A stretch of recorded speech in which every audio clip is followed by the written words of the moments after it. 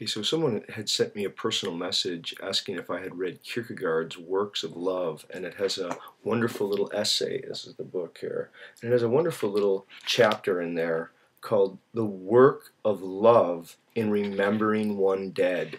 And there's so much in there that I wanted to give a shout out to and say, yes, this is an absolutely beautiful book and a wonderful little chapter. And Kierkegaard was such a profound thinker that one of the lines that he says in there that maybe I want to see if I can't explore for a little bit is that the greatest kinds of love that one can give, that one can have, is in giving life to another and in remembering one who is dead.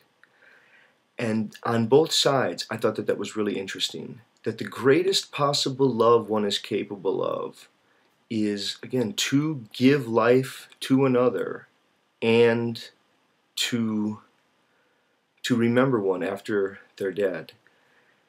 Now, I want to get at that first one. My guess is, and I hope that people think carefully before they're giving their comments and their ratings. So many people just react, but I think Kierkegaard says something very, very powerful for the antinatalists and for those people who give the imposition argument. In a lot of ways, Kierkegaard has just, from my perspective, and I would love to hear an argument against this, he's destroyed the imposition argument. Unfortunately, for many people who try to have children, their babies will die before they ever become self-aware. That there are many people who end up burying their children before those children even know of the love of their parents for them. If only it were so easy that one could impose consciousness upon another. One cannot. It's beyond one's power.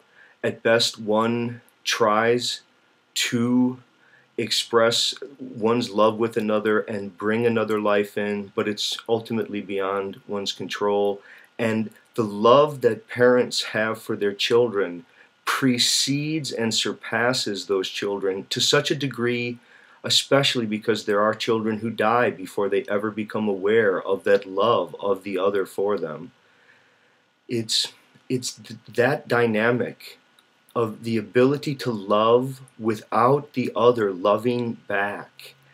And then it's not just that one, it's on that side. But the more important side is, that's the title of the chapter, Remembering One Dead. The more that I thought about how important it is, how often we remember the dead. And I don't just mean one's grandparents, one's uncles, one's teachers, one's mentors, people who had a significant impact on your life directly. There is that. But there's the historicity of the human condition. It's our lives themselves are an ongoing, they're like a memorial service recognizing the dead.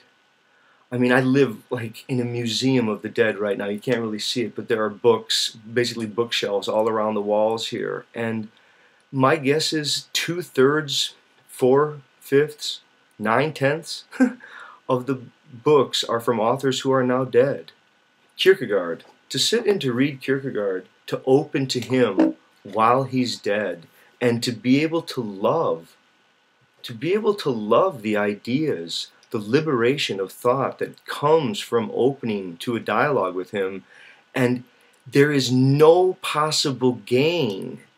There's no sense in which it's motivated by self-interest, right? I mean, it's not like he can give me anything for me sucking up to him.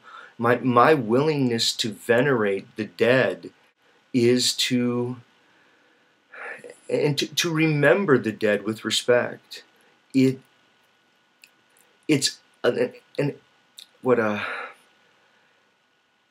has a non-reciprocity that makes it more than a kind of a selfish or a simplistic love. I look at the Escher print. So many people, they love art, they love music, and the world that they enjoy, the world of meaning, which is so much other than sheer pointless suffering and death and decay and loss. there's a meaning that comes from remembering with deep respect and admiration the lives of those who have come before us, to really try to appreciate how so much of what we enjoy came from the labors and the activities of others. Okay, so thanks. Check out the book. Okay, bye.